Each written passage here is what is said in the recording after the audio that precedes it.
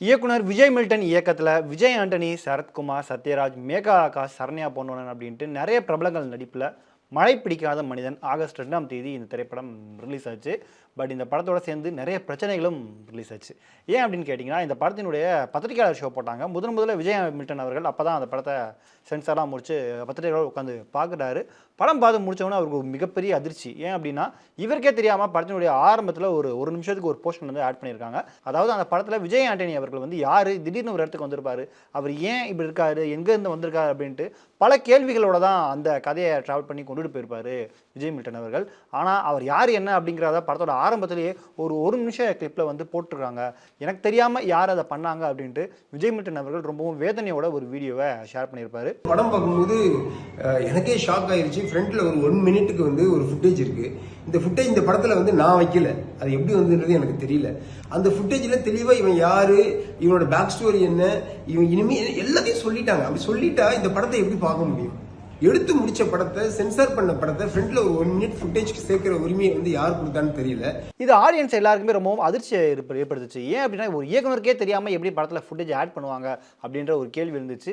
இவர் வந்து படத்துடைய ப்ரமோஷனுக்காக பண்ணுறாரா, படத்தில் வியாபாரம் வந்து நல்லா வரணும், படத்துக்கு ஆடியன்ஸ் வரணும், படம் பற்றின டாக் இருக்கணுன்றதுக்காக இப்படிலாம் பேசுகிறாரா அப்படின்ட்டு அவர் மீது சில விமர்சனங்களும் வந்தது. விஜய் மில்டன் அவர்களுமே சென்சாருக்கு போகிற வரைக்கும் இந்த மாதிரி இல்லை, சென்சார் முடிஞ்சு வந்த பிறகு இந்த இதை ஆட் பண்ணியிருக்காங்க, இது ரொம்பவும் தப்பு அப்படின்ட்டு இது ரொம்பவும் வேதனையோட அந்த ஒரு வீடியோவை ஷேர் பண்ணியிருக்காரு.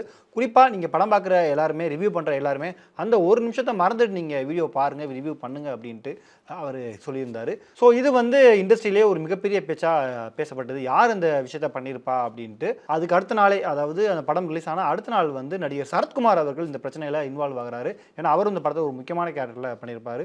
ஸோ அவர் வந்து தயாரிப்பாளருக்கும் இயக்குனர் விஜய் மில்டனுக்கும் இடையில ஒரு சின்ன பிரச்சனைகள் போயிட்டு இருந்திருக்கு, கருத்து வேறுபாடுகள் இருந்திருக்கு. ஸோ அதை இவர் உள்ள வந்து இன்டர்ஃபியர் பண்ணி அதை வந்து சரி பண்ணி வைக்கிறாரு.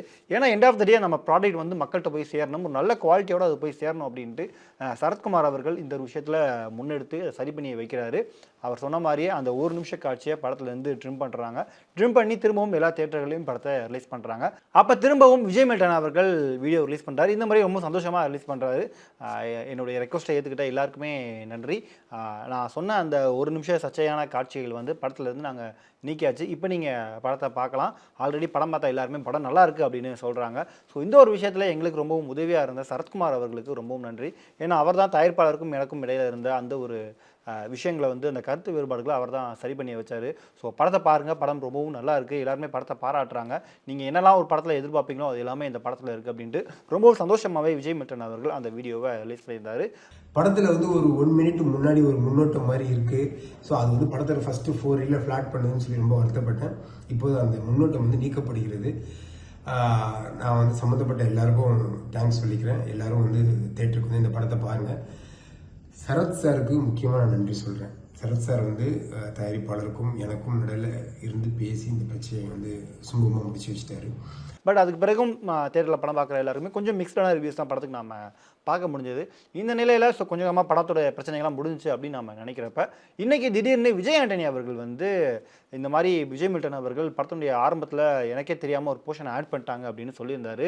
பட் அதுக்கு காரணம் வந்து நான் இல்லை, நீங்கள் எல்லாருமே என்ன சந்தேகப்படக்கூடாதுப்பா அப்படின்ற டோனில் அவர் வந்து சொல்லியிருந்தார். நான் அவன் இல்லை அப்படின்ற கேப்ஷனை போட்டிருந்தார். குறிப்பாக இந்த திரைப்படம் சலீம் 2 இல்லை அப்படின்னும் அவர் குறிப்பிட்டிருந்தார். இந்த ஒரு டோன் பார்த்தா எப்படி இருந்தது பார்த்தீங்கன்னா, இந்த வருத்தப்படாத வாலிபர் சங்கத்தில் ஒரு சின்ன காமெடி சீன் வரும். யார்ப்பா துப்பாக்கியை திருடினது அப்படின்ற ஒரு காமெடி சீன் வரும்போது சொல்லுவார், பூசாரி சொல்லுவார், ஏன் மையன் கையில் தான் மச்சையாக இருக்குது, அதனால் அவனை சந்தேகப்பட்டுறாதீங்க அப்படின்ட்டு.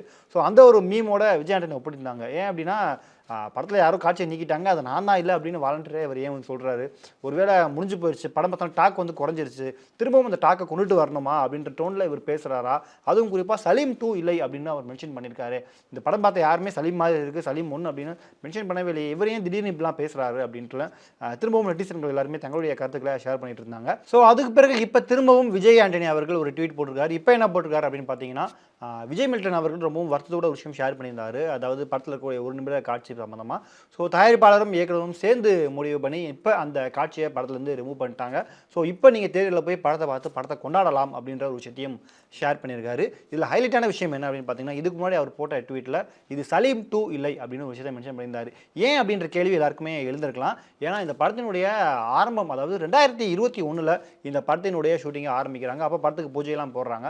அப்போ விஜய் ஆண்டனி அவர்களும் ஆகட்டும், விஜய் மில்டன் அவர்களாகட்டும் 2 பேருமே மழை பிடிக்காத மனிதன் அப்படின்ற ஹேஷ்டேக் போட்டு பக்கத்திலே ஹேஷ்டேக் சலீம் 2 அப்படின்ற ஒரு விஷயத்தை மென்ஷன் பண்ணியிருந்தாங்க.